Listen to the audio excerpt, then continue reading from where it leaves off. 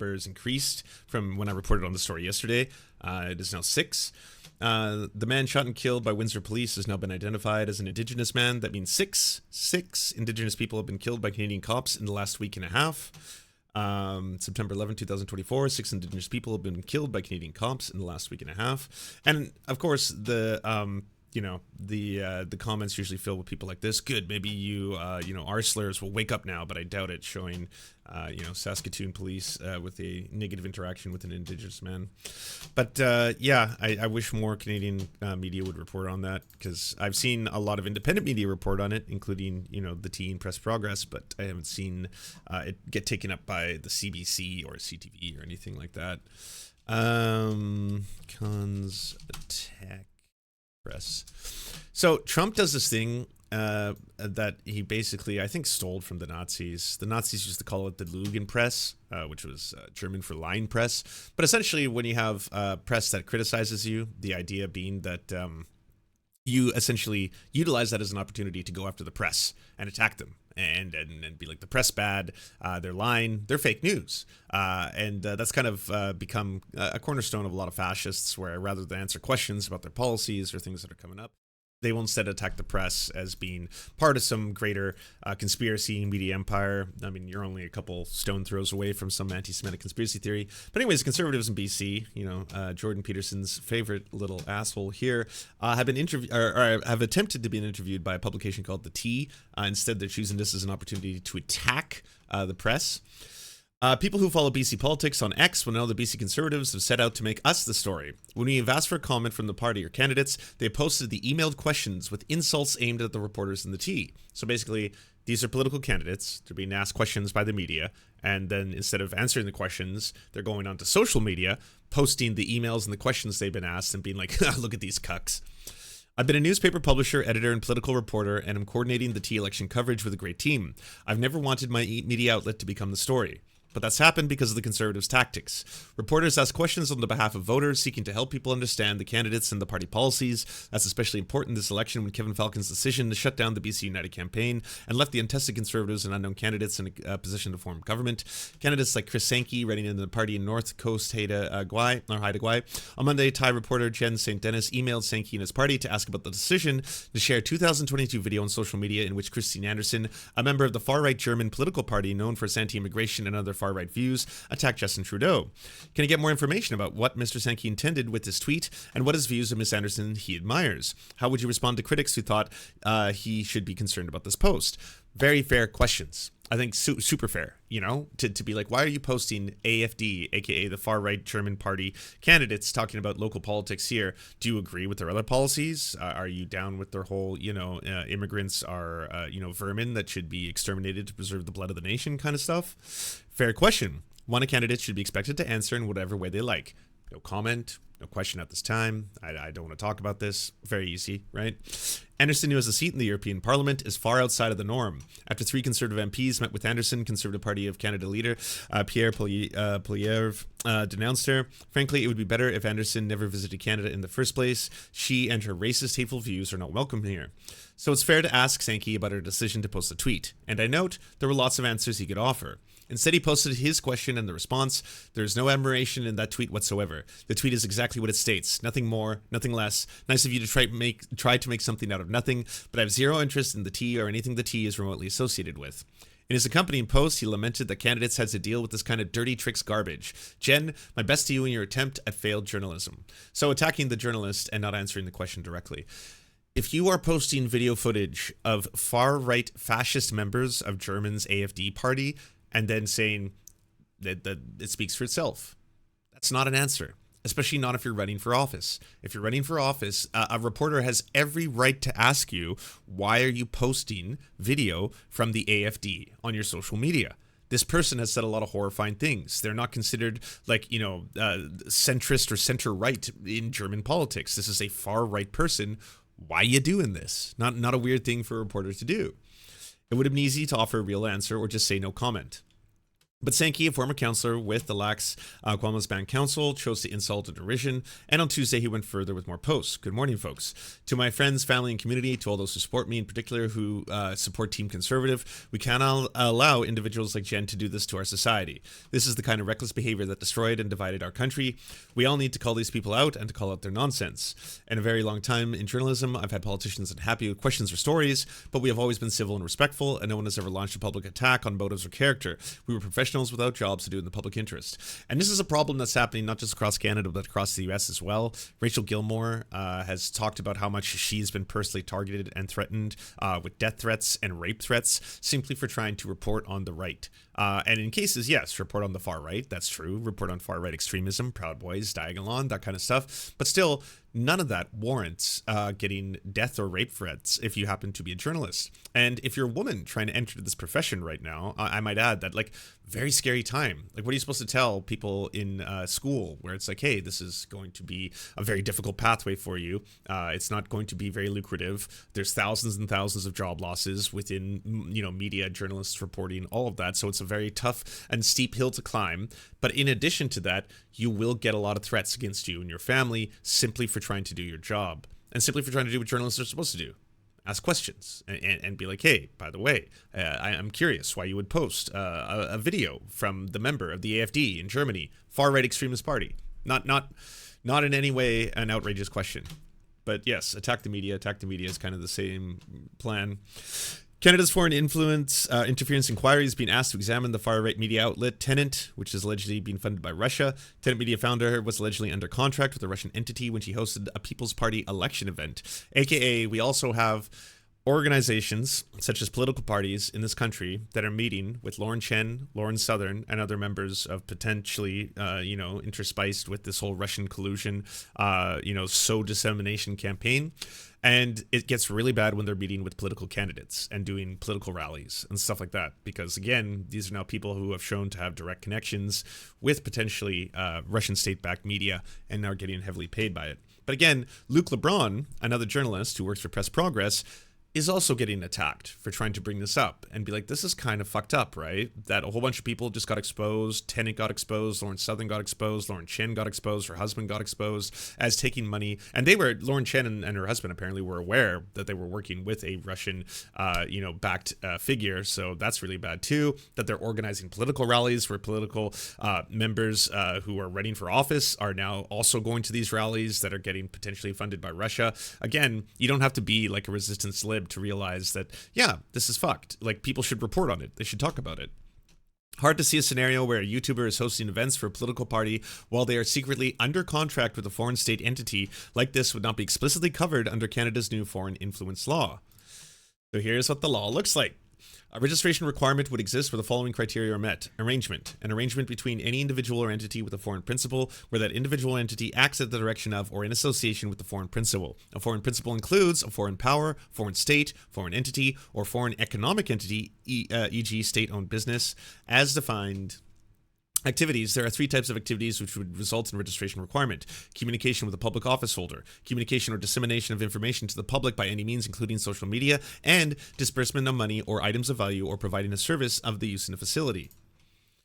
Subject of the activity that is undertaken must be in relation to a political or government process in Canada for there to be a registration obligation. A political or government process includes a parliamentary or legislative proceeding, a development of a legislative proposal, the development of an amendment or any policy or program, the making of a decision by a public office holder or government body, including the awarding of a contract, the holding of an election or referendum. I agree with Luke. I think that they fall well within the bounds of this, so there might be more to the investigation. It's still absolute radio silence from Lauren Chen. She still hasn't deleted the fact that she says on her Twitter account that she works for The Blaze and Turning Point USA. She's been fired from both. So she's still got that up there. I don't think that's because she's holding out hope that this is going to get reversed. I think it's because she hasn't touched her social media. Could be under the direction of a lawyer. I don't know. That it might be okay. We really need to assess everything that's going on here. Stop posting. And in that pursuant, she has not posted. I don't know if that's the same story with Lauren Southern, who has also been eerily, in her case, radio silent. Lauren Chen, I get. Lauren Chen, you should, like, in this case, shut the fuck up, right? Because at the end of the day, anything you say could potentially incriminate you if you are in some shit. So I understand why a lawyer might be like, don't touch it. Just like, let us start going through these documents. This could be really, really bad. Let's investigate it. Wait before you make a public statement. Let's hold off. So in that case, sure. Lauren Southern, she's not directly implicated to have known that there was a collusion with Russian state-backed media. So for her, I'm not exactly sure what's going on behind the scenes. Maybe there's more. Lauren Southern has a lot more potentially damaging connections. The fact that she was married to a Fed in the US, I don't know if that plays a role in any of this. And also, it's pretty weird that someone who is such a prominent member of the alt-right and, like, you know, the white identitarian movement, as well as like someone promoting a lot of like white is right, all this kind of shit, was also married to a Fed. I don't know what kind of a Fed, because she never specified, but like, if it was FBI, CIA, or something to that effect, what was that never like a security risk? Was there never a background check? Was there never someone like, oh, by the way, we have to look into your family's history, that kind of stuff, and oh, you're married to Lauren Southern. Oh, she's a prominent figure, is the best I could put it, of some note. You know, there's that. I'm currently modding, but I'm in the path of Hurricane Francine. Dear God, maybe stop modding and take care of yourself in any way you can. I would say make sure that you're safe. It doesn't sound like it's going to be good. So we might be getting an election in Canada. Apparently, Pierre wants to put forth a non-confidence motion because he knows if he had an election right now, he would crush. I'm announcing that Common Sense Conservatives will put forward a non-confidence motion at the earliest possible opportunity. And I'm asking Jagmeet Singh and the NDP to commit unequivocally before Monday's by-elections. Will they vote non-confidence to bring down the costly coalition and trigger a carbon tax election, or will... No, I don't. If you want my honest assessment, the answer is no. I don't think that's going to happen. I think they will block the cons here for a couple of reasons. One, looks good. Don't give in to the Conservatives' demands, because you have the power to not have to do that.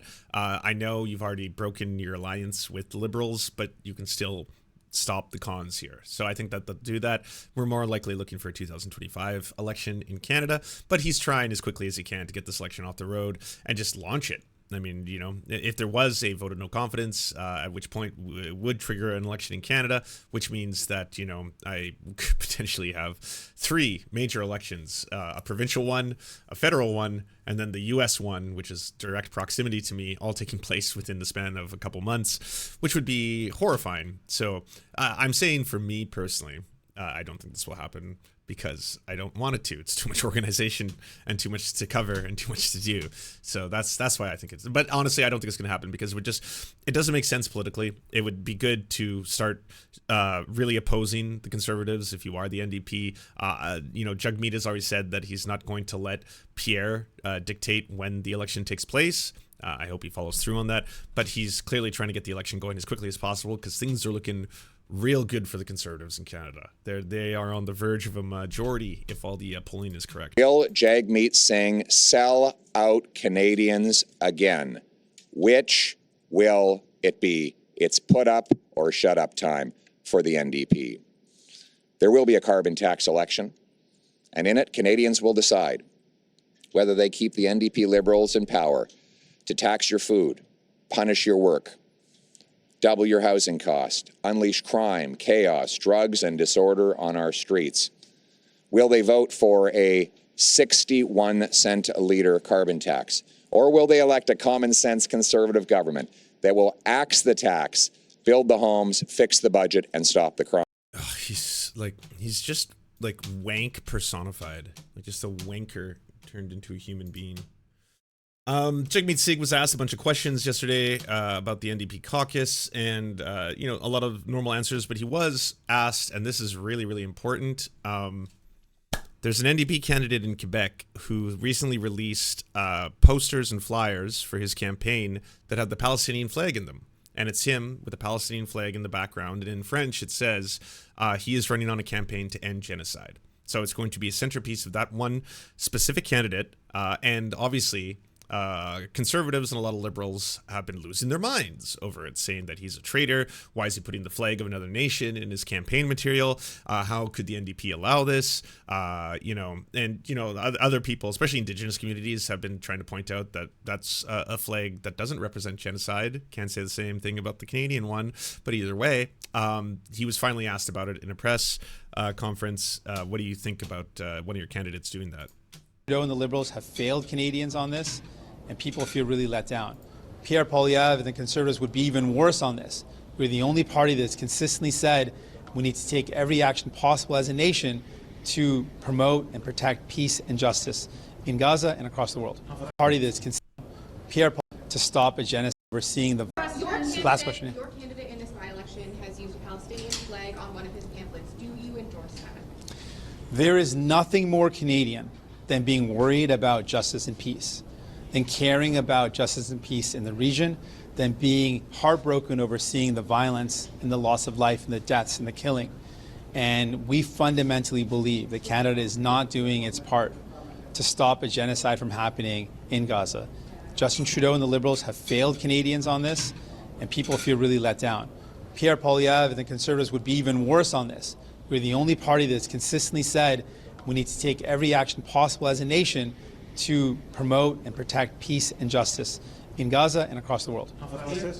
And I think right there, he might be the leader, the only leader of a major political party that is both calling it what it is, genocide, and also kudos for backing up one of your candidates who had a Palestinian flag in his official material. He's not condemning him. He's not asking him to take the Palestinian flag down. The official NDP pamphlets, commercials, all that kind of stuff, social media posts have the Palestinian flag in them now. That's massive. It's good. These are good things. It's one of the reasons why I've continuously said talking about this as much as possible, making noise about, the genocide as much as possible, protesting, direct action, writing your MPs. I know a lot of it feels utterly and completely futile or frustrating, especially when things are not moving quickly enough. Like the genocide is accelerating and you feel helpless in the process, but you can also do as much as you can to try and stop it domestically, especially. Like over here, Melanie Joly says Canada will block the U.S.-bound ammunition sales destined for Israel. This was released yesterday. We're talking about that loophole that Canada was trying to get away with, where they would make and manufacture weapons and bombs and then sell them to the U.S., and then the U.S. would sell them to Israel. That's now going to be blocked. That's not because she had a change of heart. And that's not because the Liberals are like, you know what, things have gotten a little gnarly. I did see all that, that footage of all the children who have gray hair. Like, that's a really weird thing to see 6 and 7 year olds with gray hair from PTSD. Well, that's the thing that's happening now. They're going through so much trauma, shock, horror, PTSD, that they have hair that is graying and falling out at age 6 or 7. That profoundly fucked up thing. But that's not the reason. The reason is that there is an enormous amount of pressure, nonstop campaigns that are being done, phone banking, writing into MPs, protests on the streets, people literally blocking weapon shipments, risking arrest, Indigenous land defenders trying to block, railroad train tracks that have, arms and ammunition shipments on them, stuff like that. All of that contributes towards the government listening to you. And so I know a lot of it can feel utterly futile, especially when you're doing like protest after protest after protest, and then you'll hear the same rehearsed canned answers, but you have to normalize those canned answers no longer being acceptable, and you should be shaming and vilifying politicians who use them. If you have a Justin Trudeau who continuously comes out and says Canada believes in the right for Israel to defend itself in all ways against the horrifying terrorist organization known as Hamas. Hamas, as of October 7th, was responsible for the death of that. Like, as long as they're doing this over and over and over, while they're, again, tens of thousands of children who have been slaughtered, while there are hundreds of thousands of children who are being forcibly starved and being infected with polio and other monstrosities, as long as that is what is actually happening, then every single time a person opens their mouth and tries to regurgitate the same old tired bullshit, shame them. Fucking show your disgust, voice it, vocalize it, normalize the very concept of there is no more status quo. There is no more we are going to believe the same lie over and over. It is in our nation's best interest to protect and arm Israel so that it can destroy all these terrorist organizations. Israel is the terrorist organization. Israel is the one ravaging death on a scale of which should shock everyone to their core. And that's the reality. And as long as every single nation is going to support Israel, they are supporting all of the vile acts that they are committing. So this is good. This is very good. And this is something that should be both promoted and celebrated. Protests work is essentially what I'm trying to say about that. And Trudeau takes aim at Pierre's cuts. So good afternoon. I mean, if you want a preview of the upcoming election, the Liberals are going to get destroyed. The Conservatives are going to get a majority. The NDP will most likely get 16 to 18%, but nothing that great, pending massive changes. What I would heavily recommend if you're gearing up for elections, whether that be the BC election locally or the federal election here or the elections in the US or other parts of the world, also look locally. Look towards your local elections as well. I primarily say that because the local election here, which ended up turning my city into a cop city under Ken Sim, has done a lot of damage just for everyday life. I live very close to the downtown east side, right beside the fentanyl crisis, and his exacerbation of these problems is making everything visibly worse. It's something where you'll see Ian Miles Chong and other people around the world using video clips of Vancouver's downtown east side because, it looks horrifying, and it's very easy to see footage of it. And then all of a sudden, when you watch that footage of people walking down the street, shooting needles into their arms and smoking crack and shit like that, immediately like, whoa, what caused this?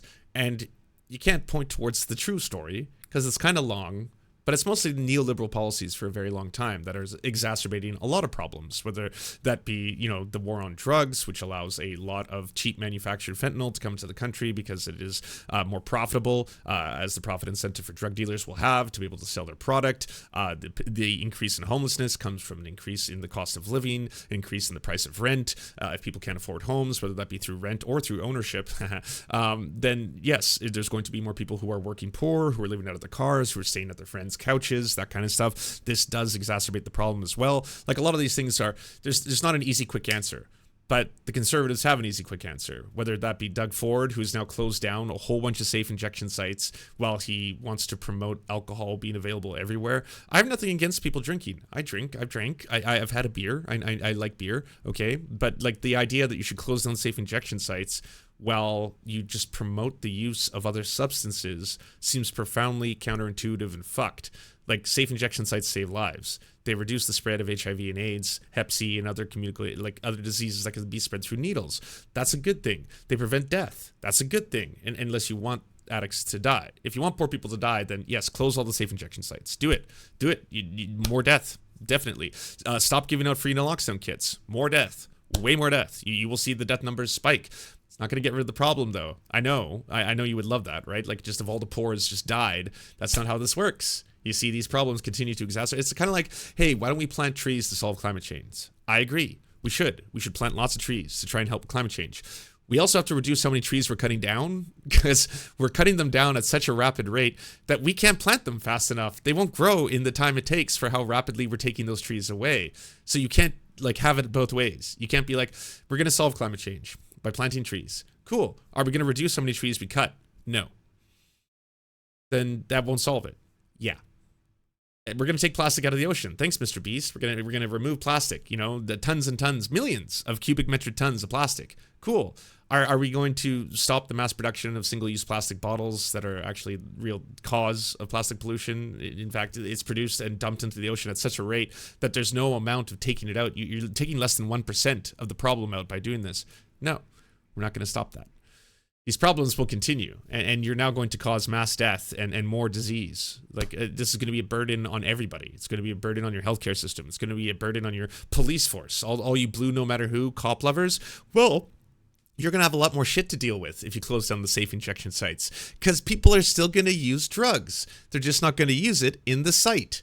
They're going to go on the street. They're going to use drugs on the street, openly, in front of everyone. When there's not enough safe injection sites, that's what happens. I can tell you because I live in an area where there's not enough safe injection sites. And there's more drug users than there is safe injection sites. And people will use the drugs, so they just use them everywhere. It's just what happens. I don't think there's going to be a snap election, but... There was one question that came up over and over on Parliament Hill this week. Hey, Lost, good to see you. You've been asked several times and you won't answer. Do you have confidence in the Trudeau government as they stand now? I will be clear again. We have absolutely ripped up the agreement with Justin Trudeau, and that means an election. Dango Bango, thank you for the $4.99 dono. It's a 2002 PC game, got re-released on Stream, and retold version, full remake using the Age of Empire 3 assets. Oh, okay, so I could definitely find it. It's more likely. That's not clear. You're And equivocating. an election, whenever that election comes, And so I remember the East Side before they put in safe sites. Yeah, so do I. And I live in the East Side, so like I know what, like I've volunteered, and I couldn't do it for very long, but I volunteered once at one of those sites because they're like war zones. They're terrible places. They're filled with very, very angry people who are very mean, and nurses who are unpaid, and nurses who have to deal with death, and very angry people who are, yes, addicts, who all want to get high and don't want to have to wait in line to get their drugs tested before they do it. And they're very, very mean to the staff, and like it's not it's a very, very hard and taxing and trying situation to be in. And you know, nothing but unfathomable respect and love to the nurses who work in those places, because they're literally saving people's lives for the goodness in their heart. Like, it's like you get up and you go to an area where people will call you all the worst things, all the worst slurs, all these terrible, because they're just people who need to get high no matter what. And it's like, why am I waiting in line? Why am I waiting in line? Fuck you, fuck all of you, fuck you, bitch, blah, blah, blah, that kind of shit. And you do it just because you don't want people to die. You don't want poor people to die. That's the only reason they do it. It's like, it's just like you are angels, you know? Like I couldn't do that every single day. we'll be ready to fight it. The NDP has been effectively bound to the Liberals on every important vote over the past 2.5 years. That agreement, he mentioned, is why. And now that Jagmeet Singh has ripped it up, the NDP has a brand new power, the power to topple the government and trigger an election. The question is, will they? And if so, when? So it's not my prediction. If you want Surf Stradamus here, it's not going to happen on Monday, like Pierre is asking. Because why would you give Pierre what he wanted? Fuck him. Make him suffer. Make him sweat. You know, he's going to be the prime minister unless something dramatically changes. So as long as that's the case, make him sweat a little longer. You know, make him have some more weirdo gaffes. Make him have some drunken Calgary Stampede moments where he shows up there and talks about, the goodness of Canadians comes from our hard work. Many years ago, we banded together with the original inhabitants of this land and forged a new nation together. That's not what happened. You killed all of them.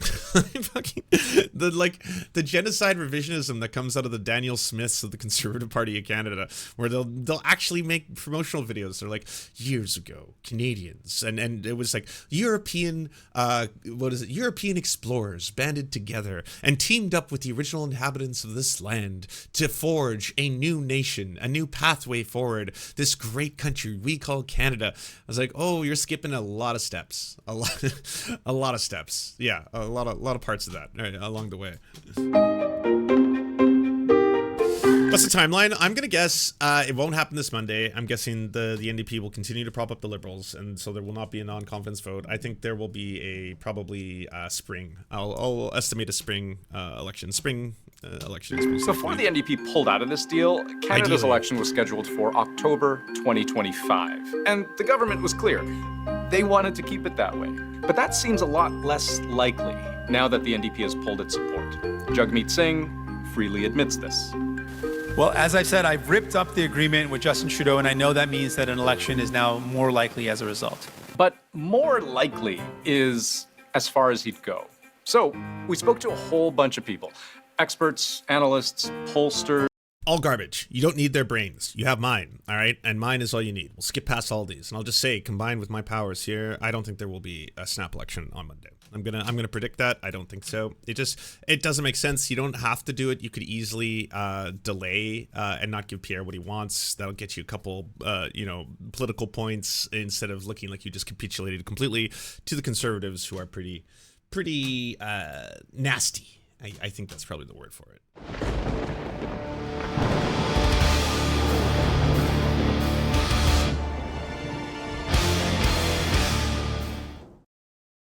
I just noticed because I've watched one Dr. Disrespect video and now constantly getting recommended his channel, and he's playing a game called Deadlock, and I saw the official Deadlock account on Twitter make a post about that, and they're like, hey, Dr. Disrespect is playing the game today, so any minors might not want to be online. I was like, damn, getting called out by like the official Twitter account. That's fucking, whew, Dr. Disrespect.